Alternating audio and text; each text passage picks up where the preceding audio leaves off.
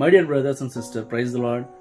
So దేవుని యొక్క కృప, ఆయన యొక్క ప్రేమ మన మీద చాలా మెండుగా ఉంటుందని మనం గ్రహించాలి. ఎంతలా అంటే మనం ఎంత ఘోర పాపంలో పడిపోయినప్పటికీ కూడా మన తప్పుల్ని తెలుసుకొని పశ్చాత్తాపడి ఆయన దగ్గర క్షమాపణ వేడుకునేటటువంటి మనస్సు మనం కలిగి ఉంటే ప్రభు మనల్ని ఒక చిన్న బేబీని ట్రీట్ చేసినట్టుగా మనం ట్రీట్ చేస్తాడు. అంటే ఏమీ తెలియనటువంటి ఒక బేబీ ఏ విధంగా అంటే ఒక మోరల్ ఇంటాక్ట్తో ఉండదో, ఒక మోరల్ అకౌంటబిలిటీ వాళ్ళకి ఉండదో, వాళ్ళకి ఏమీ తెలియకుండా బిహేవ్ చేస్తారో అట్లాంటి నేచర్ని మనలో ఉంది అని దేవుడు చెప్తూ ఉంటాడు. ఇదే యోనా గ్రంథంలో మనం చూస్తాం.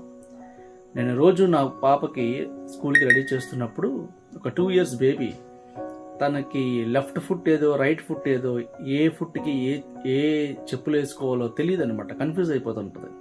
అప్పుడు నేను నవ్వుకుంటూ నేను సెట్ చేసి తనకి జోళ్ళు తొలగిస్తాను. నేనే కాదు, చాలామంది తల్లిదండ్రులు ఇదే చేస్తారు. అంటే ఒక కుడికి ఎడమకి తేడా తెలియనటువంటి ఏజ్ అది.